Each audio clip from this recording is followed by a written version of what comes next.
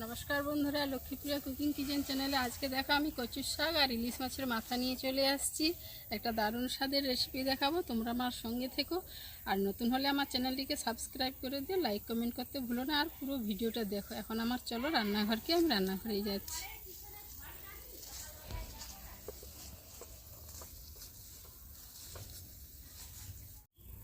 কচুর শাকগুলো এবার আমি কেটে নিচ্ছি। অবশ্যই এইগুলো মধুমালের পাতা, তো মধুমালের পাতা দিয়ে আমি দারুণ রেসিপিটা বানাবো। এখন মধুমালের পাতাগুলোকে আমি কেটে নিচ্ছি। তো এই ডাঁটাগুলোকেও আমি বাদ দেবো না, ডাঁটাগুলোকেও কেটে নেব। এই ডাঁটাগুলোর এভাবে চাঁচগুলো তুলে একসঙ্গেই রান্না করব।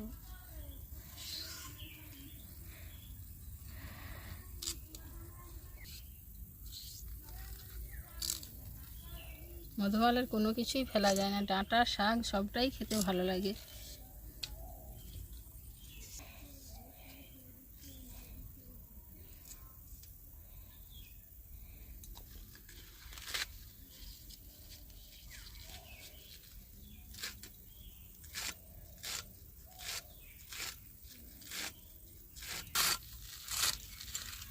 শাকগুলোকে এইভাবে একটু ঝিরিঝিরি করে কেটে নিচ্ছি। খুব ঝিরিঝিরি করছি না, তাও একটু পাতলা পাতলা করে এইভাবেই কেটে নিয়েছি।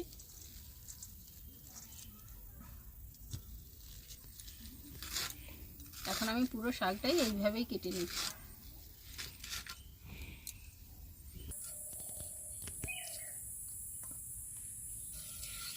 পুরো শাকটাই কাটা হয়ে গেছে, আর শাকের সঙ্গে ডাঁটাগুলোও নিয়েছি, দেখিয়েছি তো। এবার আমি ভালো করে ধুয়ে নিয়ে আসছি।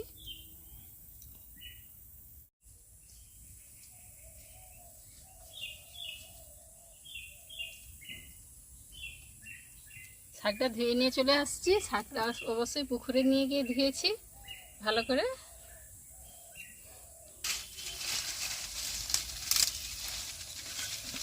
এখন আমি উনানটা জ্বেলে নেব।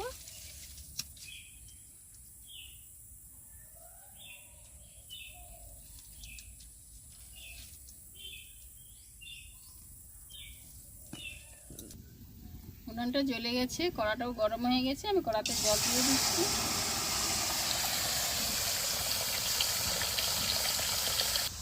এবার নুন আর হলুদ দিয়ে আমি শাকটাকে সিদ্ধ করে নেব।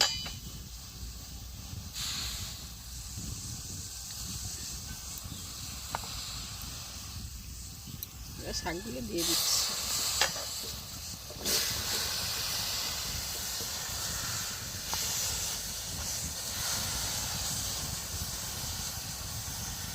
এক কড়া শাক হয়ে গেছে, জোরে একটুখানি হয়ে যাবে। হ্যাঁ, প্রথমে কড়াতে ধরছিল না, পর দেওয়া এগুলো জোরে যাচ্ছে। কচু শাকটা সিদ্ধ হতে হতে এই পাশে আমি মাছের মুড়াতে নুন আর হলুদটা মাখিয়ে নিচ্ছি।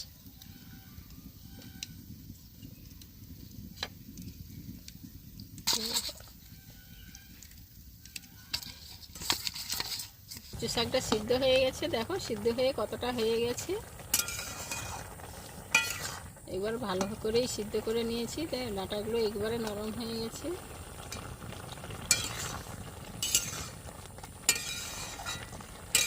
এবার আমি একটা ঝাড়া জামে করে ছেঁকে নিচ্ছি।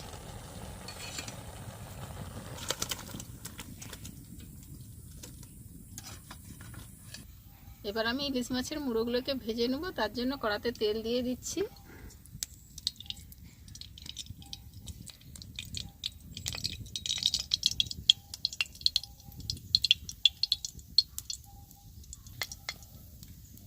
ইলিশ মাছের মুড়োগুলোকে দেখো আমি কেটে কেটে নিয়েছি।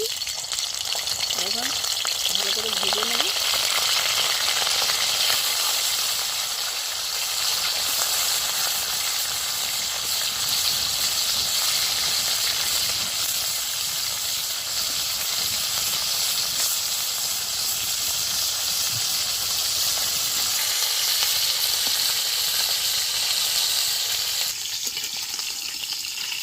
ইলিশ মাছের মুড়োগুলো সুন্দর করে ভেজে নিয়েছি, এবার আমি তুলে নিচ্ছি।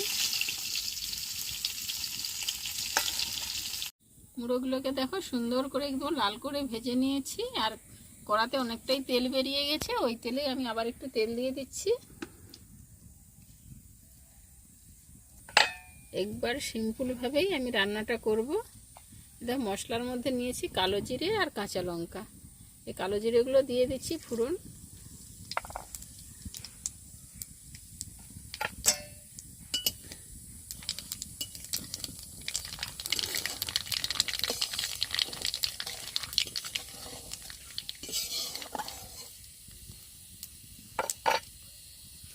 গাছের কয়েকটা কাঁচা লঙ্কা, লঙ্কাগুলো অবশ্যই প্রচুর ঝাল।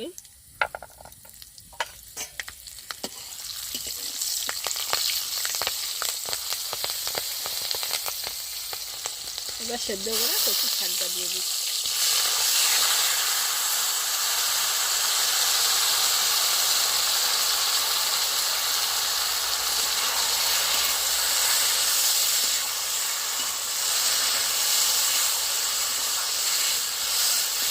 সেদ্ধতে নুন আর হলুদ দেওয়া ছিল, তাও অল্প করে আমি নুন দিয়ে দিচ্ছি আর হলুদ দিয়ে দিচ্ছি।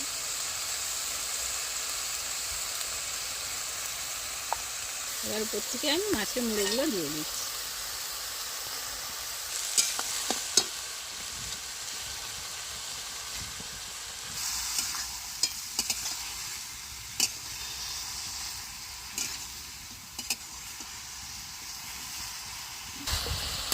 এই রান্নাটা খুব সহজেই রান্না করা যায়, তখন জল না দিয়ে মাছের মুড়োগুলো দিয়ে ধারে ধারে করে নেড়ে নিচ্ছি। শাকের যে জলটা আছে অতই রান্নাটা হয়ে যাচ্ছে।